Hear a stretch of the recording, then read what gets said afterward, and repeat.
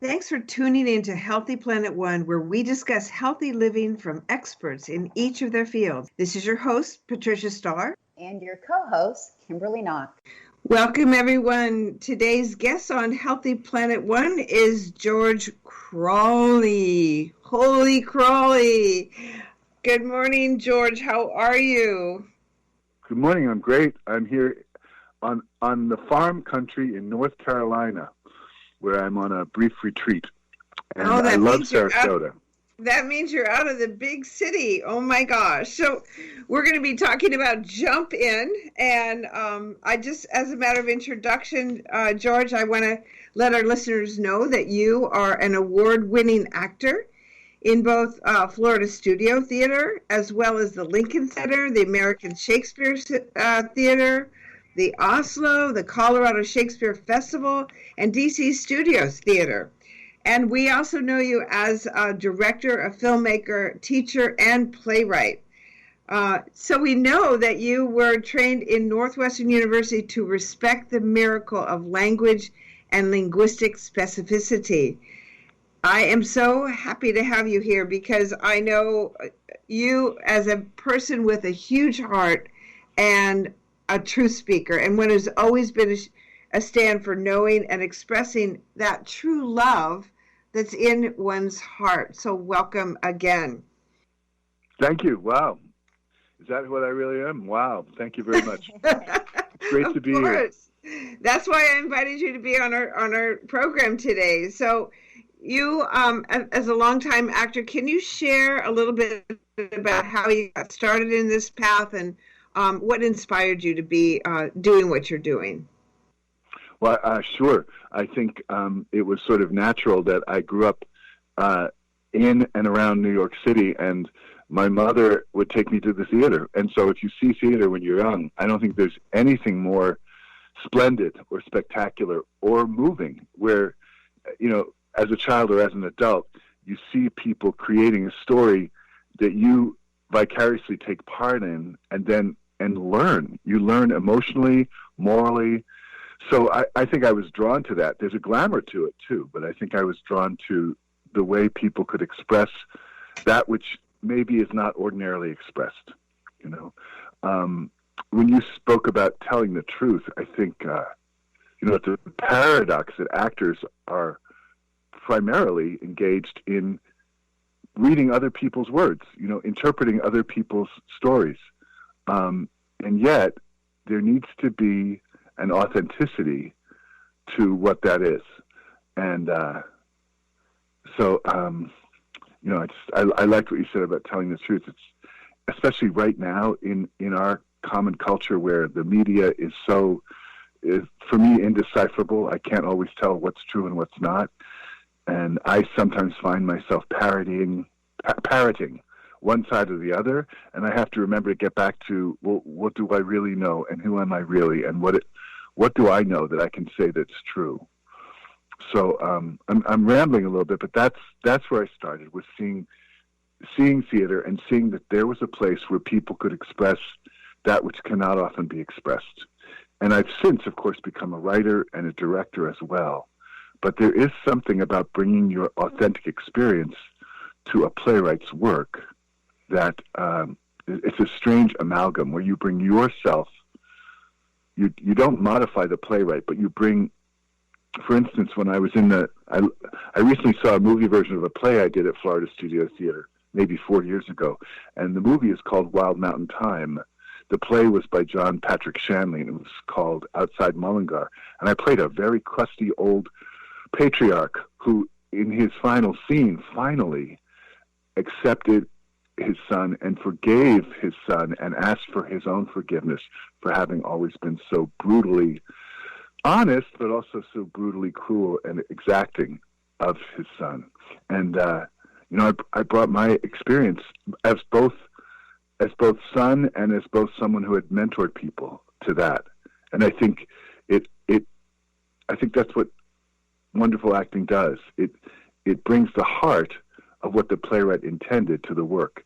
And if a lesser actor does it, or an actor who can't really bring himself to the role, then the audience doesn't really think they're watching something that's worth watching. So wow, that's what I have to say. That's beautiful, because that's exactly what I experienced with you when I saw the play. I've seen a couple of your plays, and when I'm as a audience person, I feel touched and moved. And it's interesting that you're comparing that play to a movie. Were you sharing that you didn't really have that same experience from the movie that you saw? No, I wasn't. I wasn't saying that because the movie version, Wild Mountain Thyme, different title. Christopher Walken played this part, and he's also great. He's great, great, interesting, wonderful actor. No, I'm not saying you can't get it from a movie, but I do think there's something very exciting about being in the theater and watching. And you say my play, Patty, you said your play. Of course, it wasn't my play. I didn't write it. And, of course, Kate Alexander at Florida Studio Theater, who is wonderful at creating a very safe environment for actors to take risks, actors are like everybody else. We don't want to cry in public. Our human nature often pulls us away from authentic emotion because we're so determined to seem invulnerable and strong. So I think the process of rehearsal with a good director and the training that I went through. I trained at Northwestern. Frank Galati from the Asolo, was one of my mentors. And then I went to Yale School of Drama. And I also trained with Uta Hagen, who was one of the great so-called method teachers of her era. It's all about learning how to open up what's authentic and let go of the desire to make it seem, more like a storybook. You want to make your acting, the tendency is to want to protect yourself from exposing the truth of what you know about life. And I think public speakers, the same thing. They have to find a way to be authentic, or else they put people to sleep. Well, and you've done a lot of, I know you've done a lot of interpersonal work.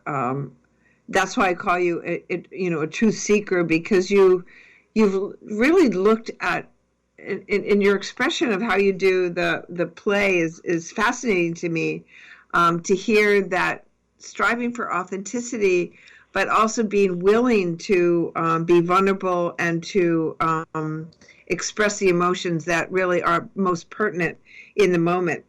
And that's why I said your play, because I identified with that, and I identified with you. And yes, I understand it's not your play, but it is the person who wrote it and the person who's directing it. But say a little bit more about I appreciate that. I appreciate that you said that. I'm not correcting you. I'm just saying it's an amalgam. But yeah, I think that's true about a lot of actors. Actors become seekers, partly because we have time when we're not employed. We have time where we have to find something to do, either to make money or just to occupy ourselves. And usually actors find themselves, sometimes because we have become so open at experimenting with who we are, that we're drawn to spiritual movements. I've done a lot of work, I think it's safe to say, in the landmark training, which is about training you how to go beyond your small self. And I've done, and I was raised Catholic, so I had I know people have a lot of negative opinions about the Catholic Church, and I share some of those negative opinions, but the majesty of the ceremonies, very theatrical, and the purity of what is taught, whether it's practiced or not, the purity of that teaching. I often think that being a priest, where you're saying a liturgy that's already written, but you're trying to give everyone a spiritual experience of something that they all have but they don't have access to, it's a lot like being an actor. And I don't mean to sound grandiose. But I think acting and being a priest are very similar that way. We're looking to be a vessel for a teaching to come and touch others. Wow, that's great. And I know that you've been through a lot being a resident of New York City in this past year. New York has probably experienced I don't know, one of the most extreme situations is compared to someone who's living out in the country where they don't have a lot of that governance. And that's, you and I have talked in the past about how you're affected by that. And I love the fact that you actually wrote a play that was to share this authenticity that we're talking about to the greater public. Do you want to say more about that? Sure, I'd love to. Right now I'm looking out a window and I'm looking at 3 chickens and a rooster and a big billy goat, because I'm staying on the farm.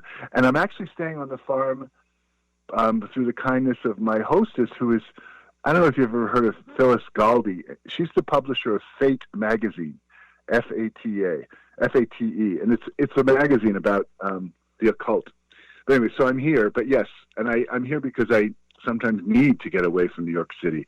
It has been a very intense experience, especially since the previous election and then during this election.